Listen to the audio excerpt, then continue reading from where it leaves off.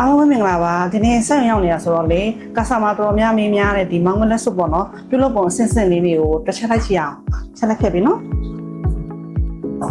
ပထမဆုံးအနေနဲ့ဒီကယ်ဒမီတုံးလေးကိုလိုချင်တဲ့ပုံရဖို့အတွက်နဲ့ကျစ်စတဲ့တွေကိုထည့်မှာဖြစ်ပါတယ်ရှင်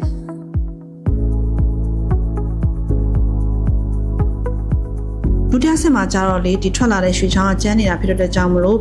ချောရအောင်ပေါ့နော်မီးစားတိုက်သွားတယ်ပြီးလို့ရှိရင်ငဲမီးချတယ်ရေပြင်ဆေးတယ်ဒါမျိုး process ကလည်းနှာခေါင်းလုပ်ပေးရတယ်ပေါ့နော်နန်းကျိတ်ဆက်တဲ့ပြင်ထဲတယ်ငဲမီးချတယ်ရေပြင်ဆေးတယ်ဒါမျိုးလုပ်ပေးရပါတယ်ပြီးတော့ customer လိုချင်တဲ့ကွင်းတန်းရဖို့အတွက်ကိုရွှေချောင်းကိုစပြီးဖြတ်ပါတယ်လိုချင်တဲ့ရွှေချိန်ဟုတ်မဟုတ်ပြင်ပြီးတော့ချိန်ပြတယ်ပေါ့နော်ဒီမှာ customer order ကလေမောင်မလက်စွပ်ဖြစ်တဲ့ကြောင့်မလို့အခုံးလေးဖြစ်အောင်ဒီဆက်တဲ့ထည့်ပြီးတော့ပုံသွင်းရပါတယ်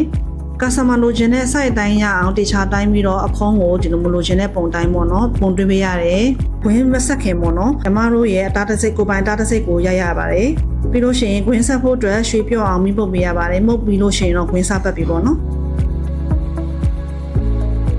ကိုကကြတော့နောက်ဆုံးဆင့်ပေါ့နော်။နောက်ဆုံးဆင့်ကကြတော့ပတ်စားတိုက်ပါပြီ။တို့ကကြတော့လုံးဝဟိုလက်နဲ့ပဲတောက်လျှောက်ကြီးပြောင်လက်နေအောင်တိုက်ရတာပေါ့နော်။အခုဆိုရင်တော့ပြောင်းလဲနေတဲ့မောင်ကွန်းလက်စွပ်တွေကိုရရှိလာဖြစ်ပါတယ်အားလုံးပဲခုဆိုရင်မောင်ကွန်းလက်စွပ်ပြုလုပ်ဖို့စစ်စင်ကိုတီးပြီးလောက်ကြပြီချင်တယ်နော်အဆုံးထိရှိပြီးတဲ့ကျေးဇူးတင်ပါတယ်အားလုံးပဲတတ်တာယုံကြည်စိတ်ချစိတ်တိုင်းကြစီမှာ lucky ယတနာယတနာများရဲ့ယတနာ lucky ယတနာ